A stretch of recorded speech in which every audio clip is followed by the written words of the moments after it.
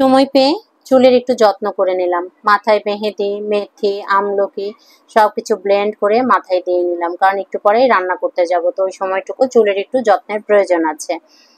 তো আজকে আসলে একটু অন্যরকম কথা বলবো, কিছু কষ্টের কথা বলবো। আজকে নিজেকে বদলানোর একটি সিদ্ধান্ত নিয়েছি। কেন বদলাতে চাই সেই কথাটাই আপনাদের সাথে শেয়ার করব। অনেক মানুষ আছে যারা অন্যের জন্য অনেক কাজ করে, অন্যের পাশে দাঁড়ায়, অন্যের বিপদে পাশে দাঁড়ায় নিঃস্বার্থভাবে, কোনো প্রয়োজনীয়তা নেই, কোনো স্বার্থ নেই। কিন্তু তারপরেও দিন শেষে সেই মানুষগুলাকে নিয়ে যখন কটাক্ষ করে কথা বলা হয় এবং এই প্রয়োজনে পাশে দাঁড়ানোর বিনিময়টাকে বলা হয় যে কোনো প্রয়োজন আছে, স্বার্থ আছে, তাই দাঁড়াচ্ছে, বা অনেক আজে বাজে কথা শোনা হয়, তখন কিন্তু আলটিমেটলি সেই মানুষটার মন অনেকটা ভেঙে যায়।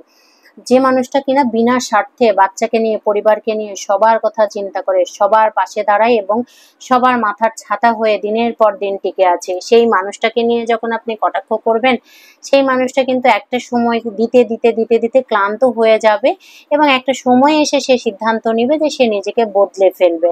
এই বদলে ফেলাটা কিন্তু তার চাওয়া না, বদলে ফেলাটা কিন্তু তার ইচ্ছা না, তাকে আপনারা বাধ্য করছেন যে সে যেন বদলে যায়। পৃথিবীতে অনেক মানুষ দেখেছি যে মানুষটা সংসারের জন্য, পরিবারের কথা, ভাই বোনদের কথা, সবার কথা ভাবে এবং দিনের পর দিন যত ইনকাম করে, যত আয় রোজগার করে, সব ভাই বোনদের পিছনে নিঃস্বার্থভাবে খরচ করে এবং কিছু কিছু সময় সে অসহায় মানুষদের পিছনেও খরচ করে। কিন্তু যখন সেই মানুষটি বিপদে পড়ে বা সেই মানুষটির অসুখ বিসুখ হয়, তখন কিন্তু ওই যে প্রয়োজন মেটানো কাছের মানুষগুলোকে আর দেখতে পাওয়া যায় না।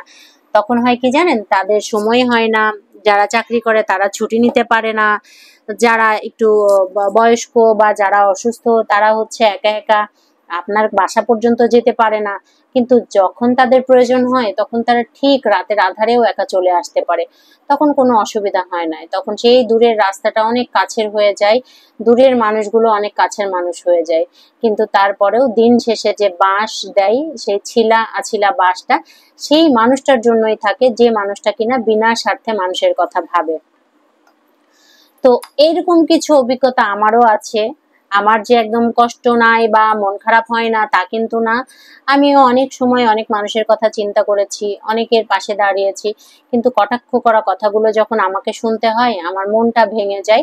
এবং আজকাল না মানুষের এই কালো মুখের কথা, মুখ ভার করা কথাগুলো আমি ঠিক নিতে পারি না, আমার কাছে অনেক খারাপ লাগে। তো মনে হয় যে তার থেকে নিজেকে একটু বদলে ফেলি, একটু স্বার্থপর হয়ে দেখি, কারণ বর্তমান প্রেক্ষাপটে দেখলাম যে যার টাকা আছে এবং যে স্বার্থপর সেই কেবল ভালো থাকে। যে ছেলে মেয়েকে আপনি জন্ম দিয়েছেন, 5টি ছেলে মেয়ের মধ্যে কিন্তু একটি ছেলে মেয়ের বাড়ি আপনার বাড়ির কাছেও, অথচ তারা যখন আপনার খোঁজ খবর নিবে না, তারা যখন আপনার পাশে দাঁড়াবে না, সেই স্বার্থপর মানুষগুলোই কিন্তু দিন শেষে ভালো থাকে। আসলেই কি তারা ভালো থাকে? আমার তো মনে হয় না। আমার মনে হয় যে সেই মানুষটিই ভালো থাকে, যে মানুষটি সবার কথা চিন্তা করে, সবার বিপদে পাশে দাঁড়ায়। তার পাশে হয়তো কেউ দাঁড়ায় না, কিন্তু আল্লাহ পাক স্বয়ং তাকে রহমত প্রদান করে, আল্লাহ পাক তাকে কঠিন বিপদ আপদ থেকে হেফাজত করে, এটা আমি বিশ্বাস করি, মনে প্রাণে বিশ্বাস করি। তাই যাদের অভাব অনটন নিত্য সঙ্গী হয়ে থাকে, যারা টাকার উপরে শুয়ে থাকে, যাদের ব্যাংক ব্যালেন্স আছে, ইনকাম সোর্স আছে, তারপরেও যখন তারা নাই নাই নাই বলতেই থাকে এবং বিপদে ভাই বোন বাবা মা কারোর পাশে দাঁড়ায় না, সেই মানুষগুলার অভাব অনটন কখনোই যায় না, যাবে না, এবং তাদের চাহিদাও জীবনে শেষ হবে না, তারা শুধু নিতেই থাকবে। কিন্তু দিন শেষে তারাই সব সময় খারাপ থাকে, অসুখ বিসুখ, রোগ ব্যাধি, ছেলে মেয়ে নিয়ে হোক, যেভাবেই হোক, তাদের মেন্টাল স্যাটিসফ্যাকশন কিন্তু কখনোই থাকে না।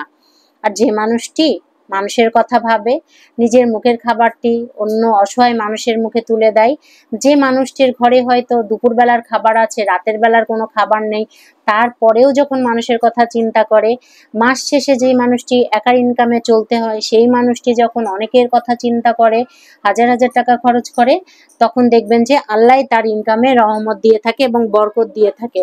সেই বরকতের বদৌলতে কিন্তু তার মনের জোর থাকে এবং তাদের সংসারে শান্তি থাকে।